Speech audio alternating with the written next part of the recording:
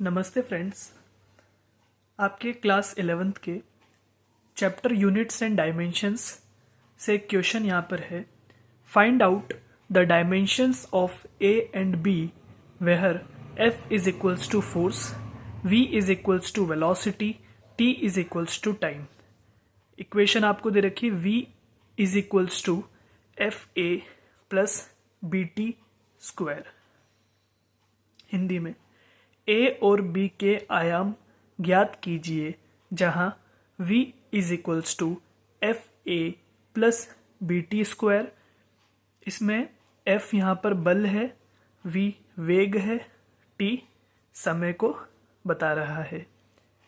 सबसे पहले इस सवाल में हमें एक बेसिक चीज़ पता होनी चाहिए कि हमेशा वही क्वांटिटीज़ ऐड होती हैं जिनका डायमेंशंस सेम हो और उसका रिजल्ट का भी वही डायमेंशन हो। जैसे इस पर्टिकुलर क्वेश्चन में हम ये कह सकते हैं कि v का जो डायमेंशन होगा यानी कि वेलोसिटी का जो डायमेंशन होगा वही f और a के मल्टीपल का भी डायरेक्शन होना चाहिए और वही बी टी स्क्वायर का डायमेंशन भी होना चाहिए। इसी तरह से हम ये भी कह सकते हैं कि एफ ए का जो डायमेंशन है वही बी टी स्क्वायर का भी डायमेंशन होना चाहिए। तो तीनों का डायमेंशन सेम होगा तभी ये इक्वेशन वैलिड है। अब हमें यहाँ पर ए और बी का डायमेंशन फाइंड आउट करना है।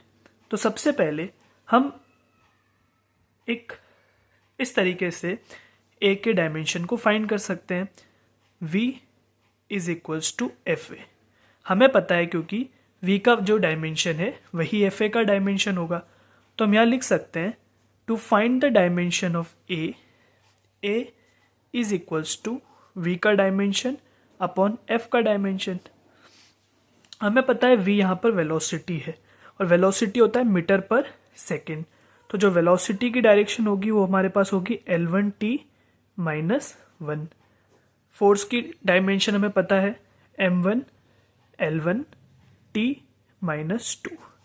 जब हम इसे सॉल्व करेंगे तो हमारे पास L1 से L1 कैंसिल आउट हो जाएगा।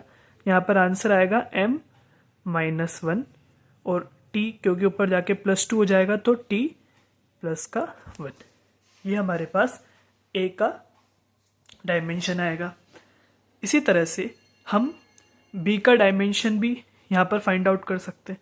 अब b के डायमेंशन को हम दो तरीके से फाइंड आउट कर सकते हैं। पहला तरीका हम डायरेक्टली v के थ्रू इसको फाइंड आउट कर लें बी टी स्क्वायर, क्योंकि हमें पता है v का जो डायमेंशन है वही बी टी स्क्वायर का डायमेंशन है। एक तरीका और, अब हमें क्योंकि यहाँ पर a का डायमेंशन पता चल चुका है तो हम ऐसे भी इसको फाइंड आउट कर सकते हैं एफ ए का dimension is equals to B T square का डायमेंशन। इससे भी b का डायमेंशन निकाला जा सकता है। हम पहले वाले तरीके से ही b का डायमेंशन फाइंड आउट करेंगे। तो b का dimension is equals to v का डायमेंशन अपॉन टी स्क्वायर का डायमेंशन। तो v का डायमेंशन क्या होगा L1 t माइनस 1 अपॉन, ये तो टी स्क्वायर है, इसे टाइम को डिनोट कर रहा है। तो यहाँ पर हमारे पास इसका डायमेंशन आएगा L1 t माइनस 3।